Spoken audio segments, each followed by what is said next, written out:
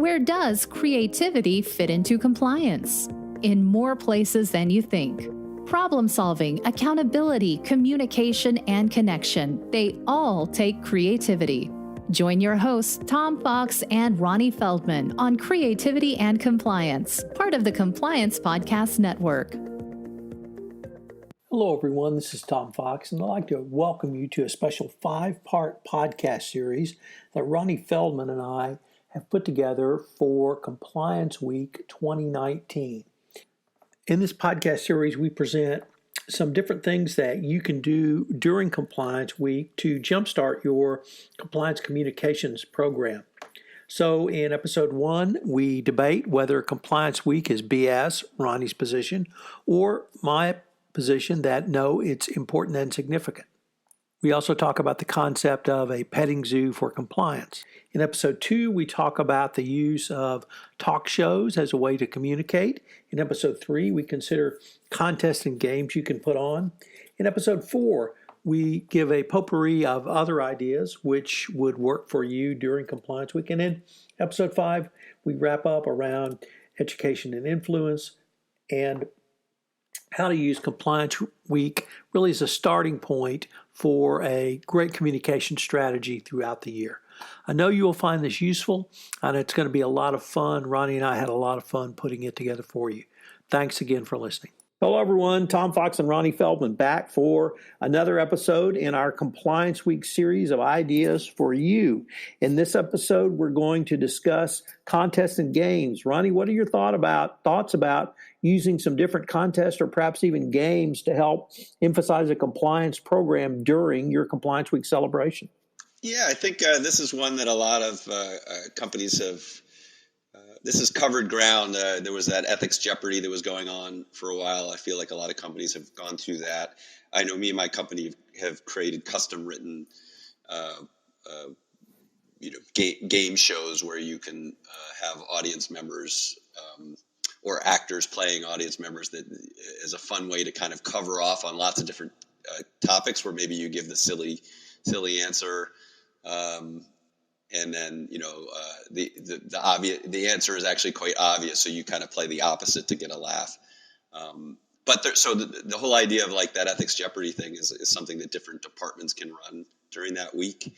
Some other things you could do though, to get across the organization. I worked with a company, I guess it's about 18 months ago, and they had created a contest where we created this little jingle about speaking up, and they pushed it out and asked employees. They pushed it out via Yammer, by the way, one of those sort of internal social media style channels, which I think is a great way to reach people. But the only way to build an audience on those channels is to push out something interesting.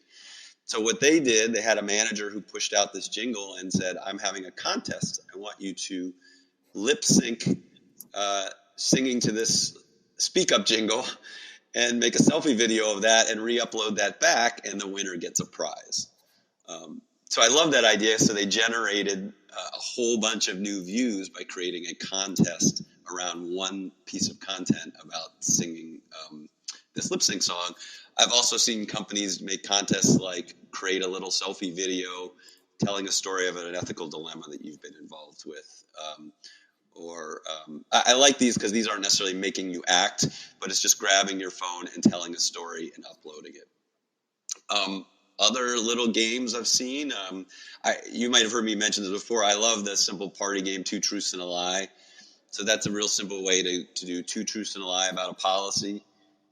You can use that to debunk misconceptions. You can have people vote on what they think is true or not true. So that's a way to do a simple series, one on each policy, where you can highlight 2 facts about it. Here's another idea. This could be something that could be during a week, or you can kind of do it on a longer period of time. But I like the idea of a scavenger hunt. I've seen this where you do this to promote different aspects of your code of conduct. So every company's got a code of business conduct that employees rarely reference. Companies spend a lot of money making sure that there's this code and everybody sort of generally knows about it. But then if you actually interview them, they kind of like, oh yeah, and they don't necessarily know where to find it. So I love the idea of embedding like some Easter eggs in different parts of the code. Tom, you know what I mean by Easter eggs?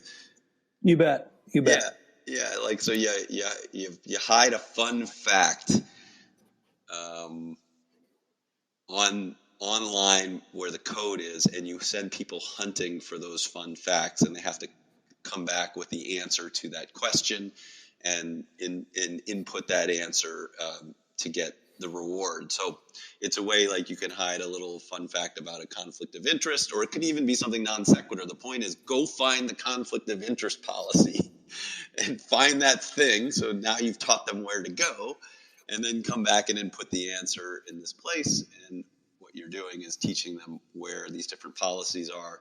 And if you write it cleverly enough, you can write those fun facts having to do with that policy.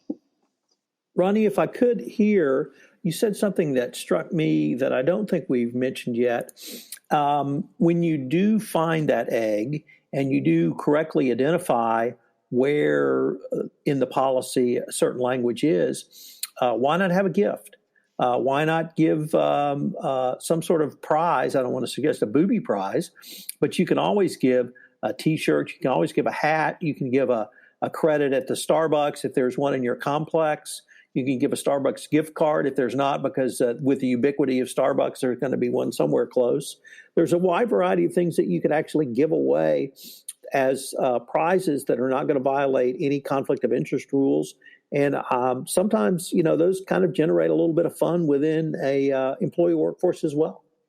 Yeah, I dig it. Like, the whole reward thing is it has less to do with the monetary value of the reward and the fact that people like to win things. So anytime you can create a competitive environment where people are competing, because you've seen companies do this, like the first department that certifies that has finished certifying that they've done their code training, sometimes wins an award. I've always enjoyed that, although most of those trainings, they have to hunt people down because the trainings are boring. But the premise behind it is solid, which is give them a reward for doing the right thing. Positive reinforcement versus negative reinforcement. Yeah, it's a great idea. So really, it seems like, once again, we're only limited by our imagination here. But I was wondering, are there any improv techniques or any improv strategies that you could bring to kind of a contest in games? Could you ask employees to engage in the kinds of things that you help people do when you go on site and do training? Is that something that they could consider as well?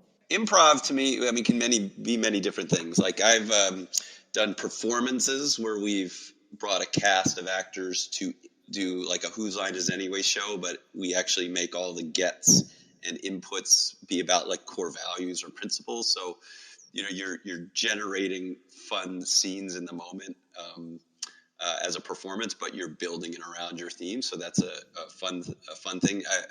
In the previous episode, we talked about talk shows. I've certainly done that as a performance. So there's that. There's also the ability to teach improv skills, which are fun, interactive things. I think we're going to talk about that a little bit in our next podcast. But the whole idea of like these contests and games is to get people not doing rote things, but thinking. We improvise every day. It's thinking about how these policies can affect me as an individual. So that's why I like involving people, asking them to do something, answer a question, make a video, sing a song, ask them to use their creativity to apply it to your policies. I want to bring up one more idea before we finish up here, which is it occurred to me that I'm a big fan, as we talked about in the last episode about using audio as a way to reach people. We talked about it in the terms of podcasts. But another thing for Compliance Week that I find is fun is we've written some songs about speaking up, songs about, we're the kind of company that does the right thing, songs about we're all in this together. And the thing I like about maybe creating a song about ethics and integrity and speaking up is that it conveys a theme, and audio is something that you can reach people who aren't sitting in front of a computer.